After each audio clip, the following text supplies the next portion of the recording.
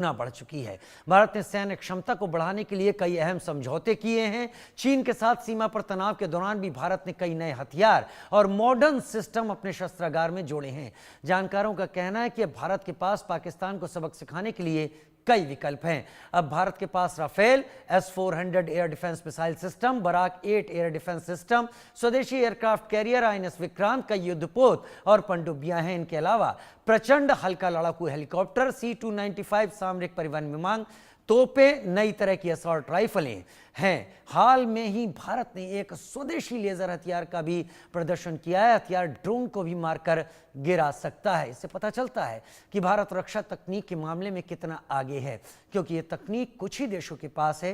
कुल मिलाकर भारत के दम के सामने पाकिस्तान बेदम है और ऐसे में भारत अब किसी भी वक्त पाकिस्तान के आतंकी कैंपों पर स्ट्राइक या सीधा हमला कर सकता है और इसलिए आतंकियों और उनके आकाओं की आज 13वीं मनाए जाने की संभावना काफी ज्यादा है।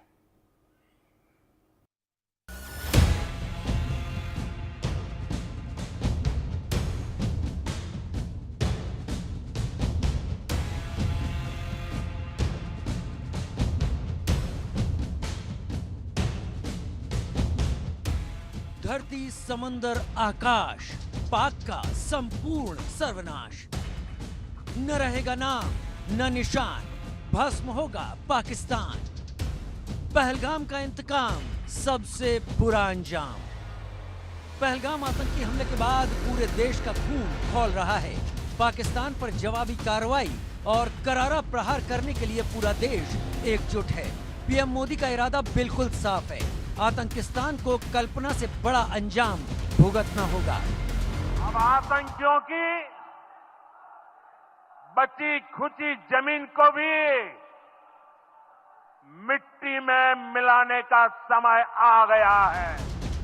आज रात पाकिस्तान के लिए बहुत संकट की रात साबित होने वाली है, क्योंकि आज पाकिस्तान की 13वीं होगी। पाकिस्तान की किस्मत में अब केवल रोना धोना होगा। आतंकी हमले के बाद वो पछता रहा होगा, क्योंकि उसे लेने के देने पड़ चुके हैं। जंग के हमले के खौफ में तंगहाल पाकिस्तान का हाल पहले ही खस्ता था, लेकिन भारत से तनाव के बीच उसके हालात खराब हो रहे हैं। जंग की आशंका में फौज की तैनाती और दूसरे खर्चों में उसका लगभग 5,000 करोड़ रुपया खर्च हो चुका है। सहयोगी राजीव शर्मा के साथ एक कार्यक्रम में डिफेंस एक्सपर्ट ने क्या कहा, सुनिए। 5,000 करोड़ रुपए, ऐसा कंगाल पाकिस्तान जिनके पास आज खाने के लिए रोटी नहीं है, वो 5,000 करोड़ रुपए खर्च कर चुका है पिछले 8-10 दिनों में। भारत ने एक नए पैसे का डिप्लॉयमेंट नहीं किया है, मोबिलाइजेशन नहीं किया है। उनकी फॉर्मेशंस मोबिलाइज हो गई हैं, क्योंकि वहां से उन्होंने अपनी फॉर्मेशंस उठाना शुरू कर दिए हैं, राजीव, बलोचिस्तान से और खैबर पख्तूनख्वा से। तो वहां पर उनके ऊपर लगातार हमले होने की वारदातें बढ़ रही हैं। जंग के खौफ में पाकिस्तान को तैयारी की चिंता है, क्योंकि युद्ध के साजो सामान में जंग लग चुका है। गोला बारूद बस 4 दिनों का बचा है। ऐसे में कमजोर पाकिस्तान की मौत तो पहले ही हो चुकी है। वो दुनिया के सामने कर्जदार छवि लिए हुए है। उस पर आतंक को पोसने का काला धब्बा भी उसके साथ जुड़ा है। शायद इसीलिए आतंक को पालने पोसने वाले पाकिस्तान में आतंकी हमले होते हैं तो वह दुनिया को कुछ बोल नहीं पाता। ऐसे निर्लज्ज पाकिस्तान पर अब लादेन से भी बड़ी कार्रवाई होने वाली है। पिछले दिनों ये चेतावनी अमेरिका के उपराष्ट्रपति JD वैंस ने पाकिस्तान को साफ तौर पर दी है। अमेरिकी उपराष्ट्रपति ने साफ कहा है कि आतंकवाद को किसी भी कीमत पर बख्शा नहीं जाएगा। उन्होंने भारत को आतंक के खिलाफ ठोस और निर्णायक कार्रवाई जरूर करने की बात कही है। उनके मुताबिक अब वक्त आ गया है कि पाकिस्तान में पल रहे आतंकियों को उन्हीं की जमीन पर खत्म किया जाए। ऐसे में आज की रात पाकिस्तान पर बहुत भारी पड़ने वाली है। शायद इसीलिए पाकिस्तानी नेताओं की नींद उड़ी हुई है। भारत कभी भी पाकिस्तान पर आक्रमण कर सकता है और फिर पाकिस्तान में तबाही तय है। ये भी तय है कि अब आतंकी और उसके आका पाकिस्तान की 13वीं मनेगी।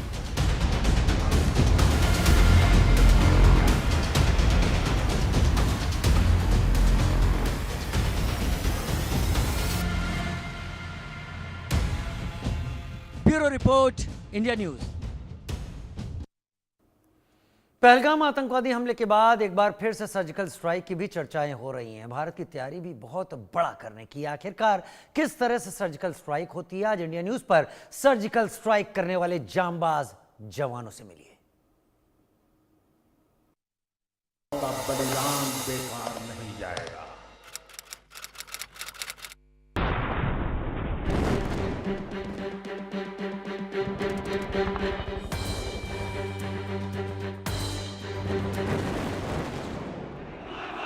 Any officer, shut our knees, even to the peril of my life.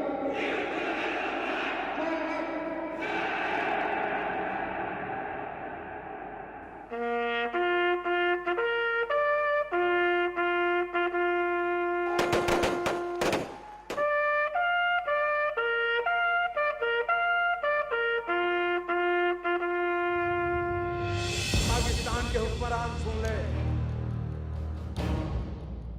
हमारे 18 जवानों का बलिदान बेकार नहीं जाएगा।